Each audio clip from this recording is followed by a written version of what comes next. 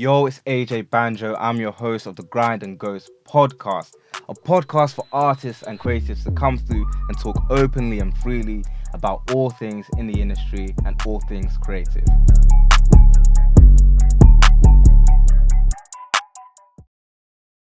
Yo guys, it's Amir, it's the Grind and Ghost Podcast, and we're here with Charlie Torrible, Head of Data and Insight at Warner. You know what?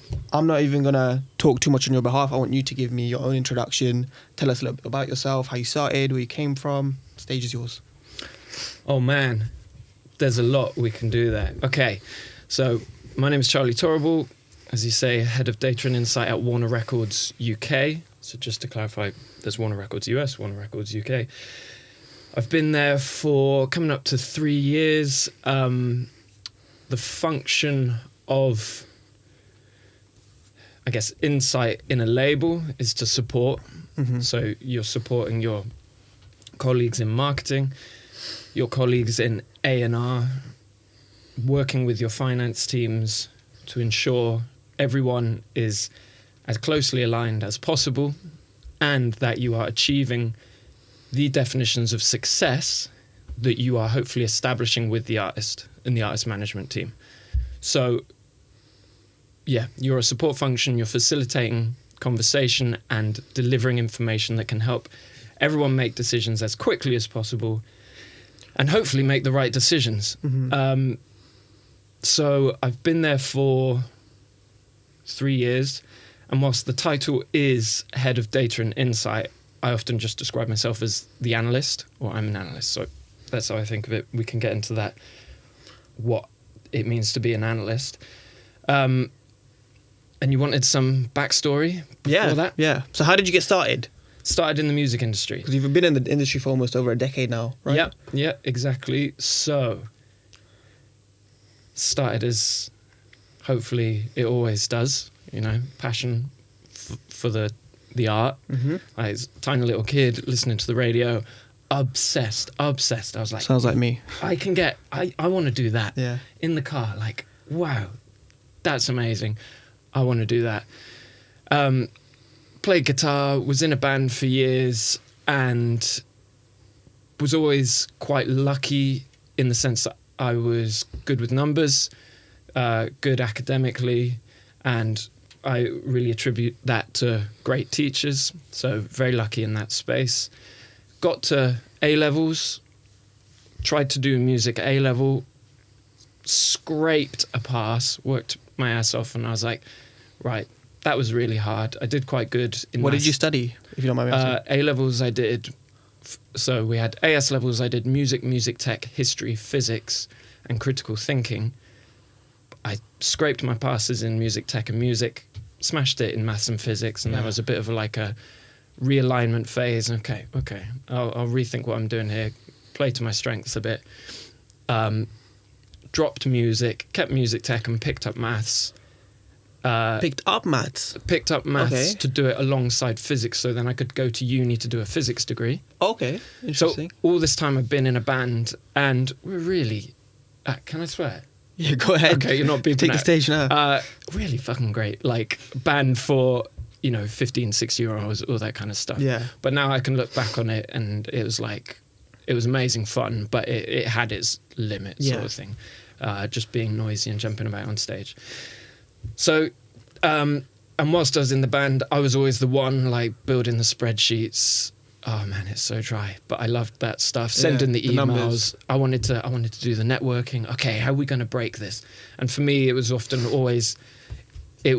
more about the business than writing the great hit. So you were always sort of aligned, like the numbers and the behind the scenes sort of stuff, rather than I'll send the email. The making the hits. You make the music. I'm going to send the email, which is a weird thing to be attracted to, but some of us have got to do it, I guess. And then did the A-levels, decided it was between going to do a degree related to music or a degree related to sciences. Went and did physics, and my game plan at the time was I'm always going to work in music, but I'm going to be the smartest guy in the music business. So that was a segue. You using physics. What was your degree in? Was that in physics? Okay, yeah. so the degree in physics was used as a segue to get into the music industry. not so much because there was no journey like laid out. It wasn't like, okay, so you're going to study physics and then there's this label that will give you an internship because you've done physics. There's none of that. It was just like, I'm really good at maths and physics. Mm-hmm. Let's double down on that. Let's like support that. And I'm just going to batter my way into the music industry, whatever it takes, sort of thing. So you mentioned obviously battering your way into the music industry. So how did it work? Because obviously, as far as I know, physics and the music industry have two completely separate ends of the spectrum. So how did you sort of connect the two? Like, were you looking for specifically data analyst roles, or did it sort of fall into your lap? So if I graduated from uni in 2011, 11 years ago, and data analytics wasn't really a environment. Market was very download heavy, still physical-ish, and we were just like, whilst I was at uni, Spotify had been launching, and all the students. 2012, I think, right? It launched. There were free. So I remember whilst we were at uni, there were free Spotify subscriptions for students. Okay. They were just giving it out for free, and we were like, "What? You saying like I can just listen to everything? For free?" And so they clearly did that for, I think, 6 months. So this must have been 2010 or 11, and then as I came out of uni, you start getting hit with the, now it's time for you to pay. Yeah. And you're already like, well, I have to pay now because you got so much on it. Yeah, and this is my I need to drink water, so I've got to. That's me. Pay for. When my subscription went up from £5 student to £10, it hurt me. It actually hurt me, and I can't cancel it. That's the worst part, because I have like 5,000 songs on it. Yeah, and I'm not gonna move all of those over to Apple Music, which I still have to pay for. No, not so I'm too. like, fuck it, I'll just pay. I mean, watch and learn. Yeah. So obviously, from the whole thing. You were saying that you went into data insight, obviously, in a time where Spotify was just starting out, right? How has that changed? Because obviously now it's TikTok and social media. So how has the music industry changed in terms of you finding music back then and supporting the A&Rs and all of the people looking for the hits versus now? Well, or if it hasn't changed much. No, all I'm thinking is I don't have a straightforward answer, in the sense that I've only clarified. Aircon. That was aircon. Okay, the aircon's talking to us. I've only clarified what it means to be an analyst for myself over the past 3 years. Okay. So I actually, after I graduate, I tried to get into the business. No one's interested. Why did you do a physics degree? Mm-hmm. That's no help here, sort of thing. It takes a while. I go and work in insurance for a little bit to save up some money. Finally get an internship in ticketing. Just if anyone's listening who is like about to start their journey or begin the climb, I got fired from my first job like 4 months in, and which should not happen to people kind of working for free or working their way up. I'd worked for free for 3 months and then got paid for a month, and I'd got dismissed because I think the conditions of work were not good enough, and that was a grounds for dismissal, sort of thing. So that's like some of the ugly side of the business, that has to change, because that is not a fair journey for the new talent to be coming through. That doesn't get the best out of people. That doesn't serve the best for our business, and we want So that was part of the journey. Then ended up in publishing, in legal and business, in publishing for 1.5 years. That was kind of an accident again. Just from my degree, I was good at learning and good at technical things, so I just would noodle in contracts and stuff for the legal and business department, and lots and lots of filing. After that, I got my first analyst job, and that was for Polydor Records. And what year is this? 2013? This is 2013. Good numbers. You're working there in your head. I'm also studying coding, so... Oh, sort okay. of You're hired. I'm hired. Okay, we got to do... Okay, let's do that as well, because I want to hear about what that journey's like for you, and what you're learning. But so that was my first analyst job. Came 2 years into the music industry. Now it was a year and a half at Polydor, amazing label, amazing people. But I was really young still. I felt very young. I was 24, and there was no one like above me who'd been an analyst before, no senior staff. And I was actually... So was it a new department? When you say there was no one above you, was it, were you starting a whole new department? I was employed. Or was it a different role entirely that changed into into It was a new role, yeah. So it was a new role set up by the head of digital and the leaders at the time, the president and the MD. And they set it up. We had big ambitions for A&R and marketing. But I didn't really know what... You notice I haven't properly worked in a label yet in this kind of story. So I didn't know what I was supposed to do. And it was a bit of a tough exercise in... blind leading the blind sort of thing. Like, how do we do this? Yeah. And I look back on it, and in reality, I was too young for that job because I didn't know enough about how the industry worked. Yeah. Year and a half there, I quit.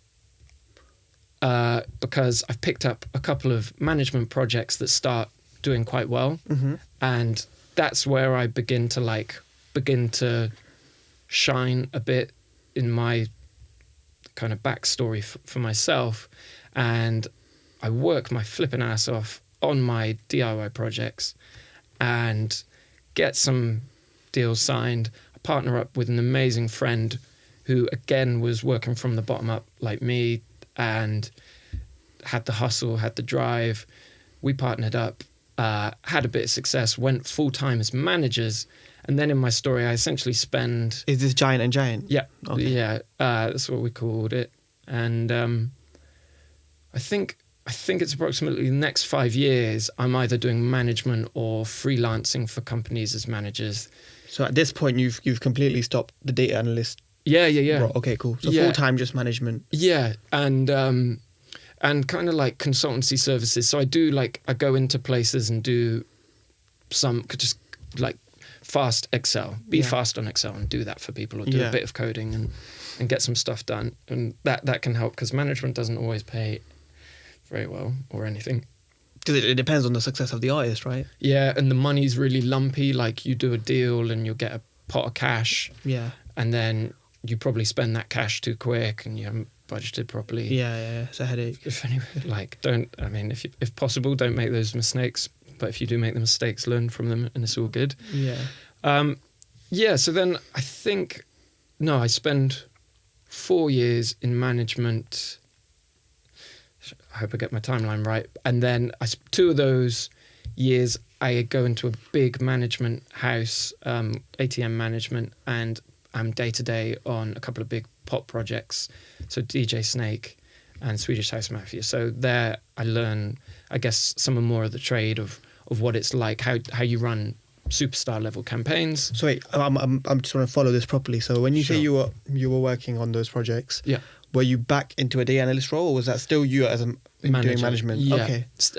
In a day-to-day role. So in my own indie hustle, you're kind of like the exec. You're the one making the decisions. When you're day-to-day, you have an executive cool. handling the big deals and yeah. stuff, and you're mostly just doing paperwork, trying to get people from A to B, that sort of stuff. But at the very least, it gave me the experience to understand what a campaign looks like at the closest point to an artist when you're dealing with international superstars. Yeah. You know, enormous fees, minute timescales, like you're having to do everything like, you know, huge long days, 20-hour days is standard. And when I say these things, and 20-hour days is standard. I shouldn't have said 20-hour days is standard. 20-hour days like not being uncommon. And as I tell these... What, in the music industry across the board, or it's in specifically management, that when role? you're in when you're in a management team on big projects that require 24-hour stuff, different time zones, and you're working across the, and I don't want to I really, thanks to being at Warner Music Group, I've been given the luxury of caring about mental health and my mental health, and given the space to. So when I tell these stories, I don't want to advocate for that sort of lifestyle because it can be really damaging. Yeah, work-life balance is one of the most important things when it comes to work. Absolutely, and I think it feels like, you know, we're going through a transition in so many ways, and I'd share that as a warning sign rather than necessarily like go do that. We have to be able to establish ways of working that do not demand always on mentality. Keep yourself safe, protect yourself. So on that note, did the pandemic and the lockdown change a lot, or has the music industry been very similar pre-corona, post-COVID? Has it made much of a difference working from home? Yeah. There's been the whole proof that it works. Yeah, it had to happen, and so we were given the opportunity to prove that we could work from home. You establish the trust. Mm-hmm. You know, the senior execs get to see that their teams still deliver, kick ass for them remotely. That's been really important. And then otherwise, obviously, streaming revenues have become a massive talking point as a consequence of, during the pandemic, live got stripped out. Loads of people's revenue systems kind of got compromised. And so streaming conversation has been elevated and prioritized in certain spaces. It's just... And it gave, you know, as traumatic as the experience was in lots of ways, for large groups, it gave a chance to rebalance and reprioritize, and hopefully there's good things to take from that. Yeah, and you've sort of seen the journey of streaming evolve over the past 10 years, from Spotify being a startup that was handing out free subscriptions to being this multi-billion pound company that's, you know, a Goliath in the music industry. Do you see that sort of way we consume music changing? Because obviously it went from physical CDs to then being on MP3 downloads to then stuff like LimeWire, now Spotify. It's always going to be a new thing, but what do you think is going to happen next? Like, where do you see it going? Obviously, I can't ask you to make a prediction. I like it. It's fun. This is fun. Because I'm hearing a lot of people going back to buying like actual songs instead of streaming. I'm seeing certain new websites pop up, new startups where they're enabling people to create NFTs out of their songs, and then sell that NFT as something that's valuable to the person that bought it, who can then resell it on in the future, thus providing value for the artist and the buyer. Yeah, which would be a sort of a 360, right? Yeah, it's kind of like, what's the intention of that whole space? That sounds like it's kind of to make, that's a kind of investment angle conversation. I guess I'll start with, in terms of, artists' development, artist relationships with how to transmit their music. It's all... We've gone through the transition of people traded products, and now I summarize it by saying, like, you trade relationships. So I am often in an exercise of giving my stuff away for either free or close to free. So streaming, microtransactions, I guess. So close to free. And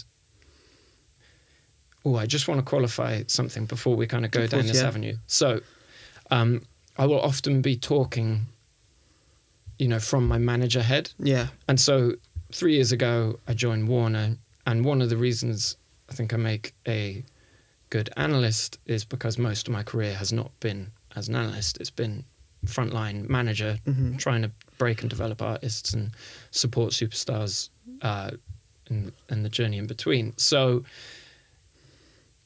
yeah, when I talk about these things, I'm often putting my manager head on, rather than you're looking at it through the lens of a manager rather than... Yeah, and I'm not trying to represent like WMG or Warner Records in what the kind of like corporate position is. Yeah. So, so when I think about this as I'd be thinking, okay, my goal is to establish relationships with an audience. I need means of reaching that audience, and I need means of kind of cultivating a relationship. Spotify, Apple, Amazon, international markets, Boomplay, all your platforms, that gives me a space to kind of give out stuff for almost free. Mm-hmm. I've got my socials, I can trade relationships. And then luckily for me, I can also make a bit of money if I get the streaming volume up significantly. But then I've also got to make sure I have money coming in, I then really, really need to ensure I am at appropriate intervals making kind of like money grabs essentially, and just running the live show, either running the Patreon or as kind of similar subscription model, selling merch, and just so I've given away as much as I can for free, and my view on the market is it's kind of in a race towards zero, unfortunately, in one sense. But then I've got a platform like TikTok arriving, which in a sense again is escalating this race towards zero. And when I talk about like zero revenue, I'm now having to give people more of myself for still no money on TikTok. But TikTok, then it comes to the point of, as well as trading relationships, you're also trading attention, because attention is a currency as well in itself. Oh, mate, you've just said it better than I am. So you're in an attention economy. Yeah. So I'm competing for this audience's time. So I'm competing in the market. As then when, say, if we were talking about artist strategy, or like release schedule strategy, I also am then competing against myself. So maybe I have 10,000 people listening to my music and they flip and love this song. It's like, how and when do I release my next piece of music so I don't like lose attention? Yeah, or if I release it at the wrong time, they're all still listening to this song. So I need to, cultivate the life of that song so it makes sure it reaches its maximum, does the best work it can, achieves the most success possible for my artist. And then once that's done and my audience is ready, I can pull them onto this new song. Alongside, so you got an audience attention economy. I am now as an artist having to do more work, give more away for free, more of myself away for free in the TikTok space. The market is hyper competitive. And I'm not asking all artists to do this because that, there's people that, it might not be good for your health or mental health. It's not a space you can engage in. So just go and work on be great musically. Heck yeah, fuck yeah, go and do that. But if you can exist comfortably and take fulfillment from communicating socially, and then you learn and become great at it, and you become better than most other people, you've got the most incredible access to audience, which you kind of own. You own that little space. And another thing that I've noticed about TikTok is, although you're having to give more and more and more away, it is sort of providing opportunities like never before, because I'm seeing artists get much more favourable deals for themselves because of the attention that they've managed to garner on themselves. Now, instead of coming in with a one hit that's got loads of views, but then they're a nobody, but prior to this, when labels would be like, okay, we're going to take 85% of your royalties, we're going to give you a 500k advance, and that's it. Now, it's a conversation where, okay, cool, we can do a 50-50 split, or it's much more favourable, even if it's not a partnership, where artists are getting much more leverage because of tools like TikTok. And I think we're in a time where we've never been in like a time like this before, where artists have so much influence and power ready at their fingertips through an app on their phone in just 2 years? Yeah. And I think that it's crazy how much it's evolved. But what I want to know is, and obviously nobody can answer this, but what I want to see is, I'm ready. What I want to see is, where does the industry go? Because Is it? I think the next big thing everybody's going to push for sync, because I feel like sync Everyone is is pushing for sync. I don't think they are, not as much as people worry about getting placements on radio. I assume, or I envision people caring about sync just as much as they care about going into radio soon. I mean, it's very people underlooked. already. Well, you say that we've got the number one track globally and in the UK on Spotify at the moment, Kate Bush, thanks to the Netflix sync. Yeah, it's just Stranger Things. When I say we, I'm talking about Warner Music Group. Yeah. It's Parlophone, Rhino. But so I guess what I'm thinking about when you say that is you've got a kind of limited funnel, right? There's only so many sync. What do you call them? What the people that manage sync for Netflix and things like that? Mm-hmm. I think they call sync A&Rs. Yeah. Oh gosh. Sorry, I can't remember I feel like there's a different name, man. Anyway, so your funnel is limited in that space. Where I might agree with you is and I know there are companies kind of working up and setting up in this space, is if someone works out how to do like mass sync distributions really quickly and easily, but it's complicated because then that almost becomes production music. So what production music is there are people that like write a song, and you might call it like Chill Afternoon in the Rain, and that gets put into a big database, and you put metadata tags on it saying Chill Afternoon in the Rain. And if I'm creating like a YouTube video or something, that's more so for beat makers who like to make background tracks and submit it to a library. And then, yeah, exactly. Yeah. So those production libraries exist, and that's lots of YouTubers will use things like that. Perhaps there's a sync company that can efficiently distribute to millions of... Are there millions of YouTubers? There must be. I guess what my challenge is, like, I'm here for the idea, sync being the next big thing, but like, there's only so many TV shows. That's also true, yeah. I would agree with you if you're talking about, say, someone that learns or sets up a company that could sync you across Twitch, YouTube, BBC, like Sky, Netflix. If someone has a company that does like... that has their hands in all of these like companies. And you just sync out everywhere. But then like Spotify, or you know, like the audio DSPs, it's really easy to put your music on. So you know how, like Ditto, super easy to just drop your music on, get sent out to all the DSPs. It'd be nice if then Ditto had like, and we'll also send it to Sky and everything. But then sync, the issue with sync is the song's value is innately tied to how well known it is. So... I don't know about that. Well, because you're looking for the cultural like the cultural power is partly established in how successful the song is. Yeah. Because it needs to emotionally move me beyond like, that was a great piece of music, well timed to video. Yeah, of course, yeah. Hopefully it like... It has to mean something. Hits some like emotional triggers that reinforce in an exceptional way. And I think that's the narrative, you know, with... One of the reasons the Kate Bush sync is so exceptional is it is, you know, exceptional music in its own right, an exceptional piece of visual, like kind of storytelling with Stranger Things, and then the song itself has this huge like backstory and culture as being part that fits in perfectly with and the it's whole... just all like